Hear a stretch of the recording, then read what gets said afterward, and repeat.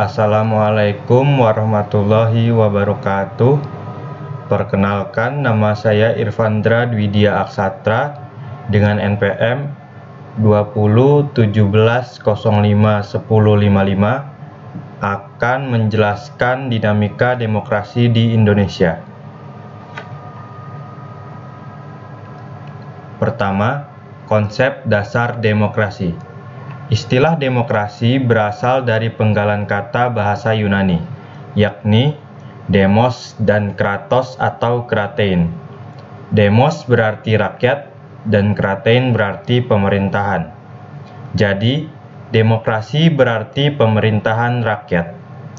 Salah satu pendapat terkenal dikemukakan oleh Abraham Lincoln di tahun 1863. Yang mengatakan demokrasi adalah pemerintahan dari rakyat, oleh rakyat, dan untuk rakyat. Atau dalam bahasa Inggris, government of the people, by the people, and for the people. Selanjutnya, pemahaman tentang pilar demokrasi. Pertama, demokrasi berdasarkan ketuhanan yang Maha Esa. Kedua, demokrasi dengan kecerdasan. Ketiga, demokrasi yang berkedaulatan rakyat. Keempat, demokrasi dengan rule of law. Kelima, demokrasi dengan pembagian kekuasaan negara. Keenam, demokrasi dengan hak asasi manusia atau disingkat HAM. Ketujuh, demokrasi dengan pengadilan yang merdeka. Kelapan, demokrasi dengan otonomi daerah. Kesembilan, demokrasi dengan kemakmuran. Kesepuluh, demokrasi yang berkeadilan sosial. Dikutip dari Ahmad Sanusi tahun 1993. Selanjutnya, macam-macam demokrasi. Menurut Septi Nurwijayanti dan Nanik Prasetyoningsih tahun 2009, pada dasarnya terdapat beberapa macam demokrasi. Macam-macam demokrasi yang digunakan oleh negara-negara di dunia yaitu: pertama, demokrasi parlementer. Demokrasi parlementer adalah suatu demokrasi yang menetapkan kedudukan dalam legislatif lebih tinggi daripada eksekutif. Kepala pemerintahan dipimpin oleh seorang perdana menteri. Kedua, demokrasi terpimpin. Setelah dikeluarkannya dekret tahun 1959, Indonesia kembali kepada Undang-Undang Dasar 1945. Namun, pada masa ini tidak sepenuhnya dilaksanakan. Presiden sebelumnya sudah mengeluarkan pernyataan tentang demokrasi terpimpin pada saat sidang Dewan Konstituante tahun 1956. Ketiga, demokrasi Pancasila. Demokrasi Pancasila menjadi macam-macam demokrasi di Indonesia yang ketiga. Masa ini, Presiden tetap mempunyai tugas dan wewenang sebagai kepala negara dan kepala pemerintahan dengan kekuasaan tidak terbatas. Ada konstitusi dan undang-undang di bawahnya yang membatasi. Presiden membentuk kabinet kerja yang bertanggung jawab kepadanya untuk membantu menjalankan penyelenggaraan pemerintahan. Demokrasi Pancasila era reformasi. Dari beberapa jenis demokrasi yang diterapkan di Indonesia tersebut, demokrasi Indonesia tetap berpegang teguh pada Pancasila sebagai ideologi negara. Sebagai bukti bahwa demokrasi di Indonesia masih kokoh, sistem demokrasi ini juga diterapkan dalam kehidupan sehari-hari. Selanjutnya, fungsi demokrasi. Pertama, sistem politik yang memberikan kekuatan untuk memilih pemimpin rakyat dan pemerintahan secara bebas serta adil dalam pemilihan umum. Kedua, memberikan kebebasan bagi individu sebagai warga negara untuk dapat aktif berpartisipasi dalam politik dan sebagai warga. Ketiga, memberikan perlindungan kepada hak asasi pada warga negara. Keempat, menghasilkan sebuah aturan yang berlaku kepada semua warga negara tanpa ada pandang bulu. Selanjutnya, pelaksanaan demokrasi di Indonesia. Pelaksanaan demokrasi di Indonesia pada periode 1945 sampai 1949. Pada masa pemerintahan revolusi kemerdekaan ini, pelaksanaan demokrasi baru terbatas pada berfungsinya pers yang mendukung revolusi kemerdekaan. Sedangkan elemen-elemen demokrasi yang lain belum sepenuhnya terwujud.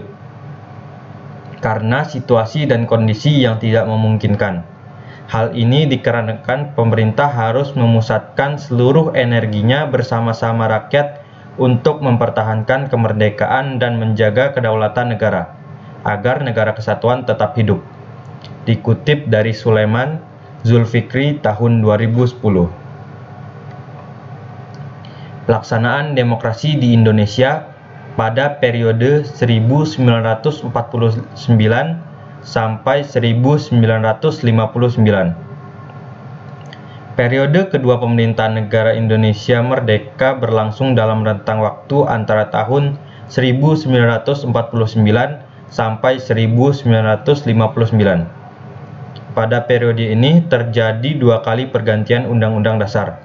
Pertama, Undang-Undang Dasar 1945 dengan Konstitusi RIS pada rentang waktu 27 Desember 1949 sampai dengan 17 Agustus 1950.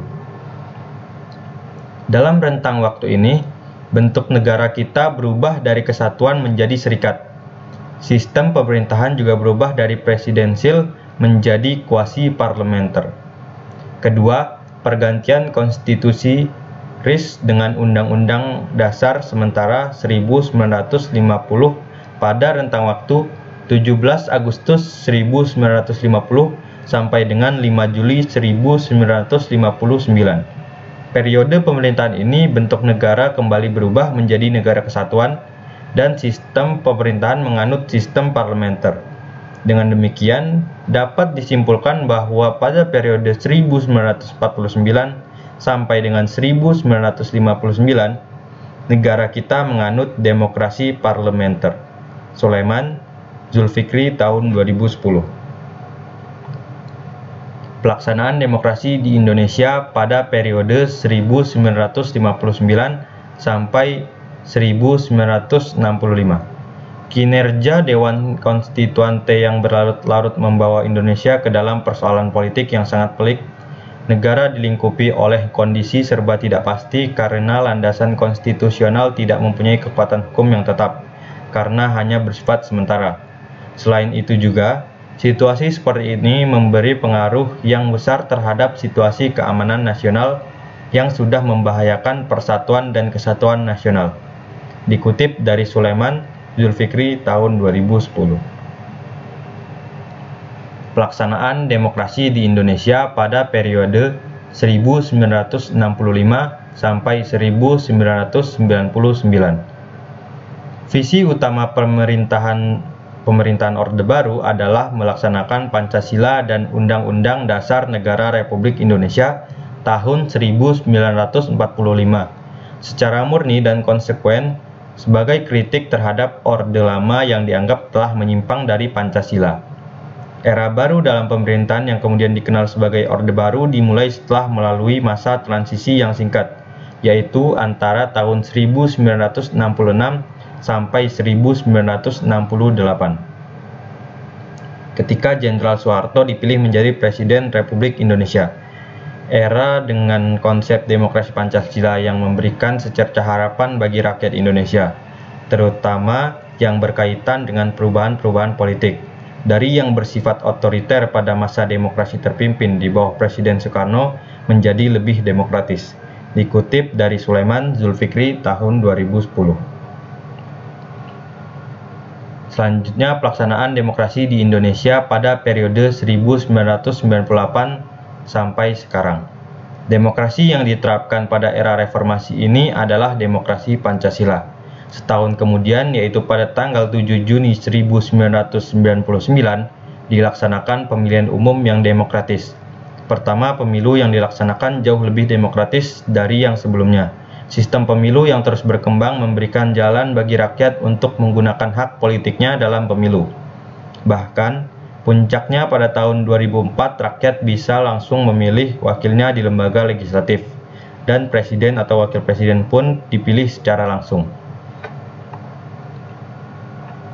Baik, cukup sekian dari saya. Jika ada salah kata mohon dimaafkan. Terima kasih. Wassalamualaikum warahmatullahi wabarakatuh.